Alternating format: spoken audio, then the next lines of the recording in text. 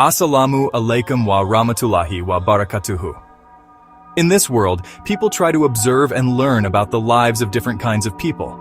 Some are curious about the lives of great personalities, some about the lives of renowned figures, and some about the lives of workers and the poor, to see how their lives are passing.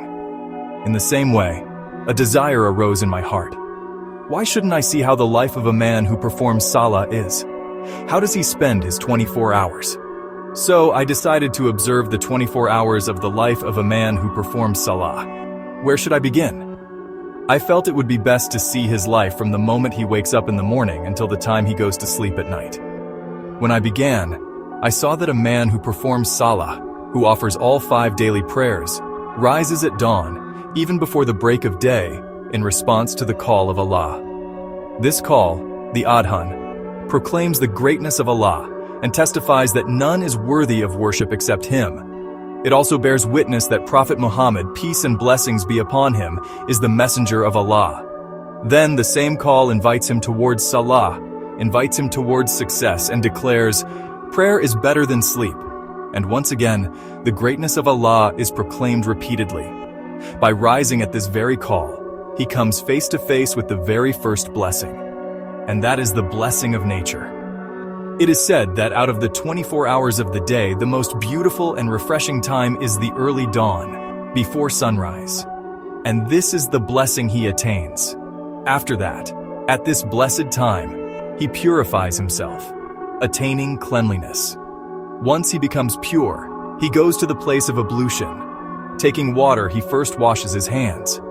After cleaning his hands, he takes a miswak in his hand and thoroughly cleans his teeth. It is still before sunrise, yet he is engaged in all of this. Then he cleans his nose, washes his face, washes his hands up to the wrists, wipes his head and ears, and washes his feet. At this early dawn, this water therapy refreshes his entire body. With this freshness and vitality, he sets out towards the mosque, mentioning the name of Allah. MashaAllah. Upon entering the mosque, he sees that others too, just like him, have responded to the call of Allah and are already present. Even before sunrise, people have gathered. And under the leadership of the Imam, they begin the Salah.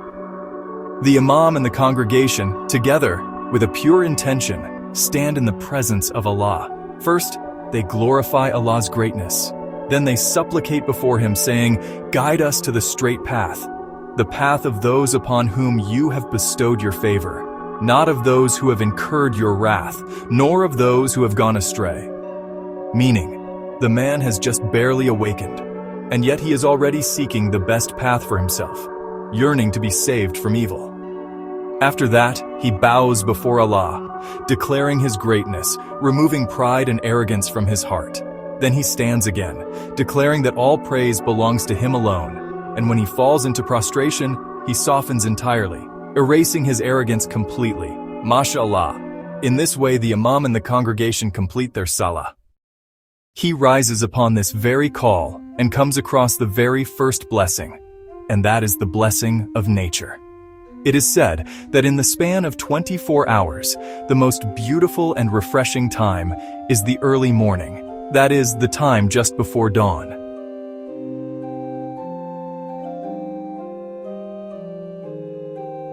When a man performs Salah and Namaz, his heart is filled with peace, his mind with clarity, and his soul with light.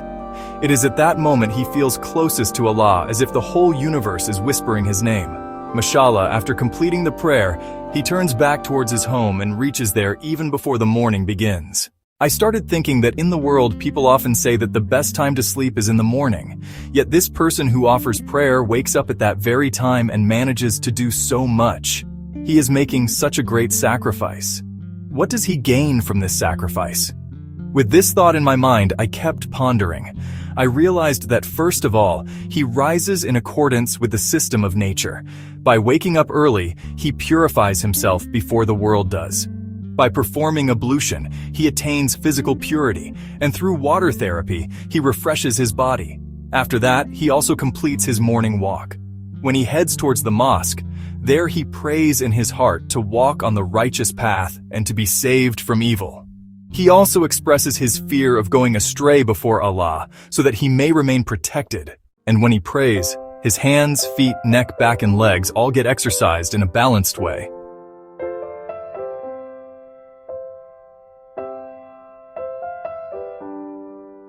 By the time morning even begins, he has already achieved so much. He has improved his body, purified his soul, and better prepared himself for the day, for its tasks, and for meeting people. In the mosque, he also engages in social gathering with fellow worshippers, learns about their conditions, and shares his own. While coming and going, he greets people with Salam, meaning he wishes peace and protection upon them. Mashallah. Every person has the right to look at someone from his own perspective and vision.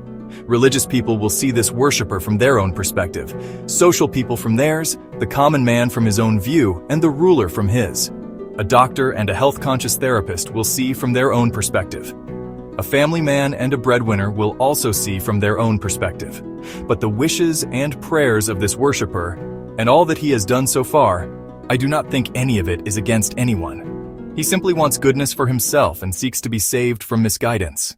Even before the world has risen, he has already risen and prepared. For his parents, his wife and children, for his livelihood, and to fulfill his duties towards the people around him. Now the world is waking up, but he is already ready, with his daily routine to set out for his work. With the desire to walk upon goodness, with the desire to stay away from evil, and with the wish that no one misguides him. Just think, if someone does his work with such a perspective, how much room would there be for negligence in his work, for laziness, for deceit, or for doing wrong in his work?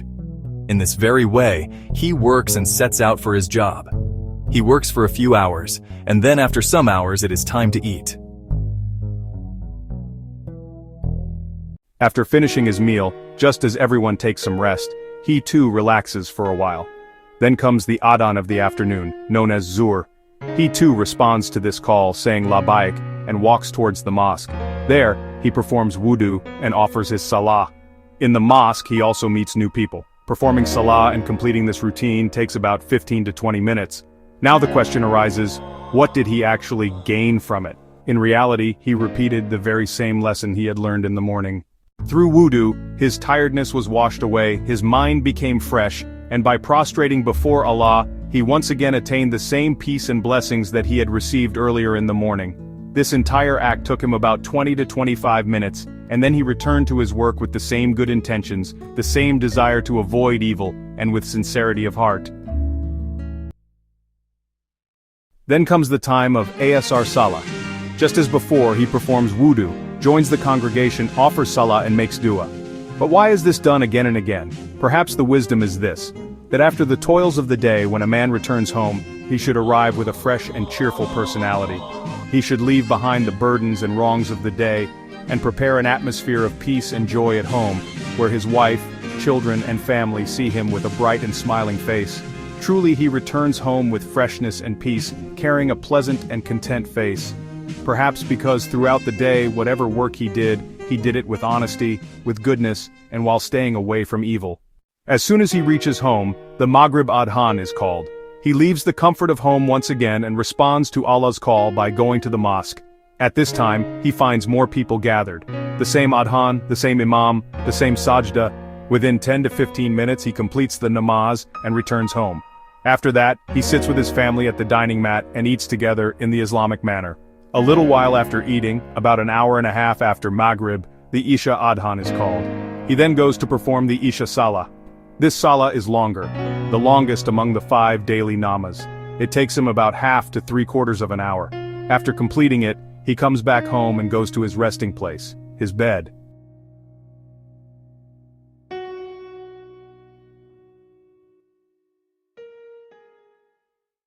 Now the question arises, what did he gain from Maghrib and Isha Namaz? In reality, through Maghrib he was giving a message to his family, that it is by the blessings of Namaz that sustenance is provided, that honesty brings lawful earnings, that safety and peace return home, and that he was protected from evil. And perhaps that is why Isha Salah is made longer, so that after eating, a person stands, moves, bows, and prostrates, which serves as a light exercise. The food digests a little and he finds peaceful sleep. This is the story of the 5 Salah, the story of his 24 hours. And after this story, it is natural to ask, is this person different from the rest of the world? I believe yes, he is different, because 30 to 40 times a day he asks Allah to guide him on the straight path. Just as many times he pleads to be saved from misguidance. He makes sajda repeatedly. 5 times a day he engages in a social gathering, meets people, asks about their well-being. Most of his life finds its completion there. So can we not build a better society and a better world by making namaz a habit? A world filled with goodness. A world that recognizes evil as evil. A world that stays safe from misguidance. How many Namazis have you seen who commit wrong, who engage in haram acts, who harm people and families? If you reflect honestly, you may find it hard to identify such people. A Namazi's life is pure and clean. Let us all create such an atmosphere. Sadly, when you go searching for those steadfast in namaz, you will find only a few among thousands. Most people do not perform namaz, and those who do are not consistent. The effort should be that we and our children remain steadfast in salah. If we want good homes, we must establish namaz. If we want a better society, we must establish salah. Indeed, salah keeps away shamelessness and evil deeds. Indeed, it is the one act that saves us from all falsehood and futility. So let us, by looking at the life of a true Namazi, build a better society and a better world.